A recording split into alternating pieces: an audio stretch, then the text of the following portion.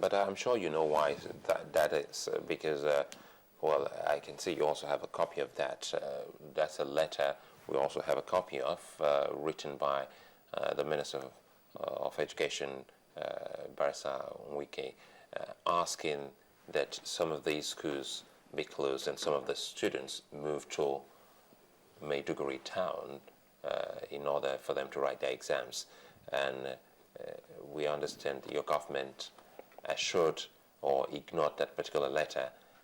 Perhaps maybe you must have had your own security for these schools. Tell us the story about this particular letter written by the Minister for Education. I have a copy of the letter written by the Minister of Education to the governor. He never spoke about the girls. He spoke about security to officials and security to the venue. Maiduguri, Biu, Chibok, Lassa, and Auno were the centers. And immediately on receiving the letter, Borno State government wrote the Commissioner of Police indicating to him, as per the request of the zonal coordinator, Mr. Gaya of Waik, to the effect that he should provide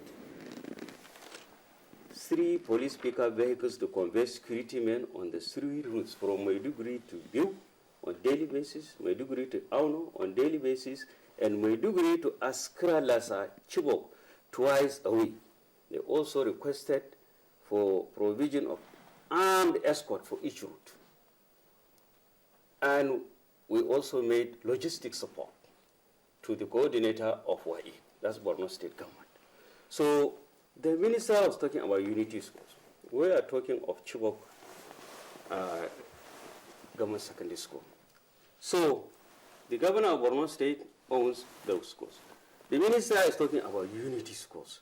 He has never spoken about protection for Chibok girls. In fact, he has never mentioned Chibok in his letter. And in any case, he should be directing his staff and not the governor of Borno State, because we are operating a federal system. The governor is an elected representative of his people, and the minister of state overseeing Minister of Education is an appointee of the president. So it is a question of complementing, therefore not directing. Exactly, complementing. So complementing and in his own area, because that one is the area, the unity schools. We are talking of Chibok. He has never mentioned Chibok. He has never mentioned the girls. So this letter, as insinuated by certain personalities, including the chairman of the PDP, unfortunately, who ideally should not be talking about executive functions. He's chairman of a party. It's not a political party issue. I am here as secretary to the state government, not secretary of the APC in Borno.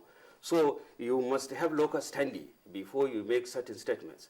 And I can tell you that the Minister of Education is not correct in his insinuation that he has given express directive to the governor or whoever about Chibok girls. And known forward that everything was on security.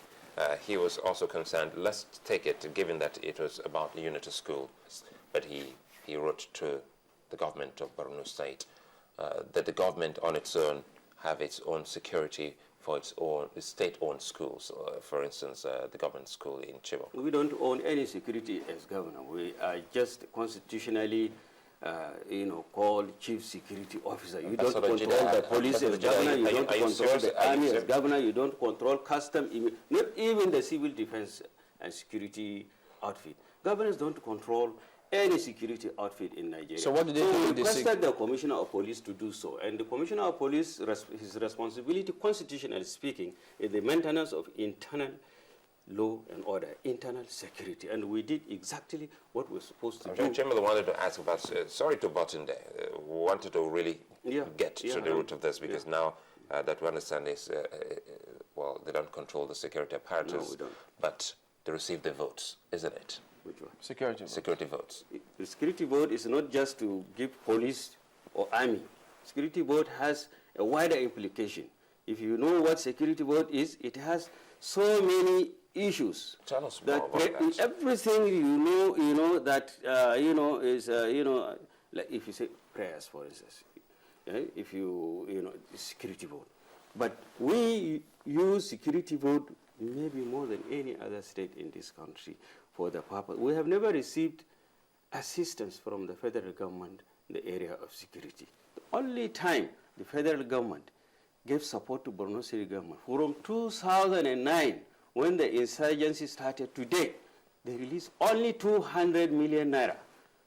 And this same federal government released about 3 billion naira to Hollywood and this entertainment outfit and so on.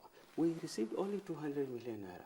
So this governor is a governor that has preoccupied himself in funding security matters. We have spent about 10 billion naira on security. We provided more than 400 vehicles to the security personnel. We paid their logistics, their then you can control that. Then if you have spent that amount, then I would have thought that if I give that kind of assistance to the security agencies, I can as well just a call and tell them to. We don't just call, we write. I'm if just we telling didn't you. write, we wouldn't have this documentary evidence. Good, you can we write. We have written the Commissioner of Police in good time. He said that we told him to give protection to the Chibok girls during the daytime. Can you imagine this kind of thinking? Security is required mostly in the night when the girls are in boarding. They're sleeping. And the Commissioner of Police told the First Lady, when he was we told him that you should provide security daytime. And this is the letter. It's very categorical. Provide security for the duration of the exercise. Ambassador Judah, the fund you talked about, the governor giving to security agencies, was it directly from the security vote or from the state government coffers? Which is the state government coffers and which is security vote? Security vote is part and parcel of state government coffers. But How much course, is security of course, vote? he was always using the security vote to fund the requirements, the logistic requirements. How much is the security vote? Exactly. In democracy, let me take you back in history. During the military, security vote is a vote that was unaudited and unaccounted. But since the advent of democracy in 1999, it is inscribed in the Constitution that every governor and also the president should put it in the budget for consideration and approval of the National Assembly and or the Houses of Assembly as the case may be.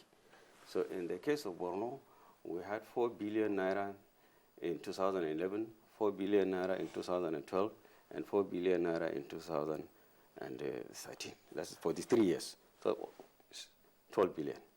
Okay? That is what we have put in the budget as security vote. And this was and they are supposed, it's a vote that is generally unaudited, and it gives a leeway to the chief executive officer to use. And that is a vote we have used all along to fund security requirements of the security agencies within Borno State. Those that are operating within Borno State will testify to the fact whether the person is a GOC or a commissioner of police or a director of SS or custom or immigration. They are members of the State Security Council. And whenever they raise issues and requirements to conduct their service, we never told them, please go to the federal government, go to the Office of the National Security Advisor, or go to the Minister of Defense. No, we immediately provided funding and logistics support. You know what I think here? I'm thinking if I saw my neighbor putting up some kind of security around his house and I asked to know why, and he told me of an impending danger, it's only natural that I should also keep watch over mine. So I'm thinking that with this letter, if the federal government, through the minister, is only bothered about its own unity schools, it's only natural that the Borno government should have should have directed the Commissioner of Police to do that for them. No, but if they have not done so, we have done it for them. You couldn't have left. We have done it for them. We have written the Commissioner of Police. The letter is here. We have told him in good time to to provide security was that, to all the centers. Was that before the kidnap? Before the kidnap. Oh, you wrote the before the kidnap. This is in March, and the kidnap took place on the 14th of April. You know, just as Sulaiman goes through that letter, my concern is, you know, what exactly transpired on that day, the 14th of April, 2014, because it doesn't seem like there's a singular story that emerged from what transpired in government secondary school, government girls secondary school in Chibok. We've had all sorts of accounts in terms of how the girls were taken. The first account was that the principal was hoodwinked by some people who claimed to want to help the girls. Later on, we understand that no, it wasn't like that. It was that they came forcefully, or the girls were marched how many kilometers away before they were finally loaded onto the trucks and taken away. Or at some point, we heard that the school was burnt. Or, you know, there were all sorts of stories, and no one really knows what to believe. So far, the authentic story is the one that emanates from Borno State government, because the governor of Borno State personally and physically visited Chibok. The wife of the governor of Borno State personally and physically visited Chibok. What is the Commissioner story? of Education has visited Chibok. What is the story from the Borno State government? Because we also hear that the principal has given different accounts as well. Well, if the principal has given different account, it depends on to whom she give different account. Okay. She gave us the correct account in Borno State. If she was summoned somewhere else and was intimidated to say something else, then that is not our responsibility. But the fact remains that our own report, which we convey to the security agencies, is the authentic report. There are no conflict about it. The girls were abducted around 11:30 p.m. and loaded into trucks and taken away. Initially, they were given the impression, come Boko Haram, are coming here, we're going to give you safe protection, and then they were lured into the vehicles, and they were taken away. So from there, 53 got their way back. That is a version. That is the correct version. That is